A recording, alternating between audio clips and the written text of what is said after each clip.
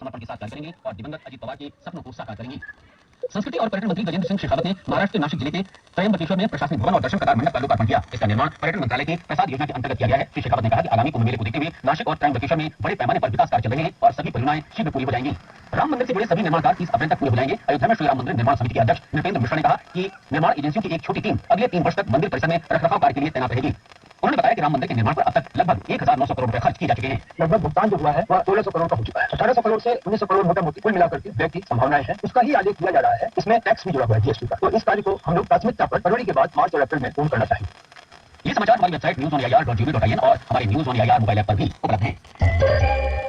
ये आकाशवाणी है। उपराष्ट्रपति सीपी राधाकृष्णन ने कहा है कि 77वें गणतंत्र दिवस परेड का भव्य आयोजन भारत की विविधता में एकता का जीवंत प्रमाण है। नई दिल्ली में आज भारत पर्व के समापन समारोह में श्री राधाकृष्णन ने कहा कि एक ऐसा अनुभव है जो देश की शाश्वत भावना को जीवंत करता है। इससे पहले उपराष्ट्रपति ने हरियाणा के फरीदाबाद जिले के सूरजकुंड में 39वें सूरजकुंड अंतर्राष्ट्रीय आत्मनिर्भर शिल्प महोत्सव का शुभारंभ किया। ये महोत्सव लोकल टू ग्लोबल अर्थात स्थानीय से वैश्विक आत्मनिर्भर भारत के उद्देश्य के साथ आयोजित किया जा रहा है। उपराष्ट्रपति ने कहा कि सूरजकुंड अंतर्राष्ट्रीय शिल्प मेला दशकों से भारत की सांस्कृतिक आत्मा और कलात्मक उत्कृष्टता का जीवंत प्रतीक रहा है।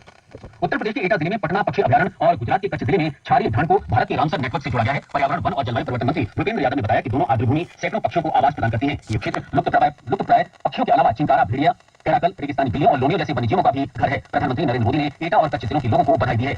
विदेश मंत्रालय ने तथाकथित एप्स्टीन फाइल्स में प्रधानमंत्री नरेंद्र मोदी और उनकी इस्राइल यात्रा के बारे में शामिल ईमेल को खारिज कर दिया है। मंत्रालय के प्रवक्ता रणधीर जायसवाल ने कहा कि जुलाई 2017 में प्रधानमंत्री की इस्राइल की आधिकारिक यात्रा के अलावा ईमेल में किए गए शेष सभी संदर्भ एक दोषी अपराधी के निराधार और भ्रामक बातें हैं।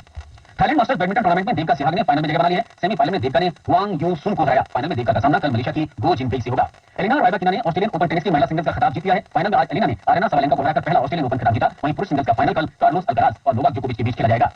पांचवें और अंतिम टी20 क्रिकेट मैच में भारत ने न्यूजीलैंड को 272 रन का लक्ष्य दिया है। जवाब में ताजा समाचार मिलने तक न्यूजीलैंड ने पहले ओवर में 1 विकेट पर 17 रन बना लिए थे। और अंत में मुख्य समाचार एक बार फिर। नई दिल्ली में भारत अरब विदेश मंत्रियों की बैठक में आपसी हित के मुद्दों पर चर्चा। प्रधानमंत्री नरेंद्र मोदी ने क्षेत्रीय शांति और स्थिरता में अरब लीग की भूमिका की सराहना की। विदेश मंत्री सुब्रमण्यम जयशंकर ने आतंकवाद को कतई बर्दाश्त नहीं करने की नीति पर बल दिया। वित्त मंत्री निर्मला सीतारमण कल संसद में वित्त वर्ष 2026-27 का केंद्रीय बजट पेश करेंगी। गृह मंत्री अमित शाह ने पश्चिम बंगाल की तृणमूल कांग्रेस सरकार पर समाज को बांटने और राज्य को कमजोर करने का आरोप लगाया। राष्ट्रवादी कांग्रेस पार्टी नेता सुमित्रा पवार महाराष्ट्र की पहली महिला उप मुख्यमंत्री बनी। Devika Sihag Thailand masters badminton tournament के सिंगल्स फाइनल में पहुंची। इसके साथ ही समाचार संध्या का अंक समाप्त हुआ। नमस्कार।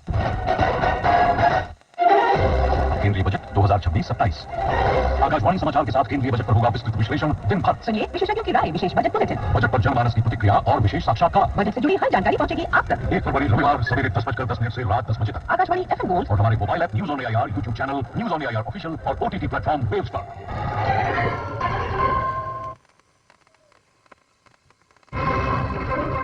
Union Budget 2026-27.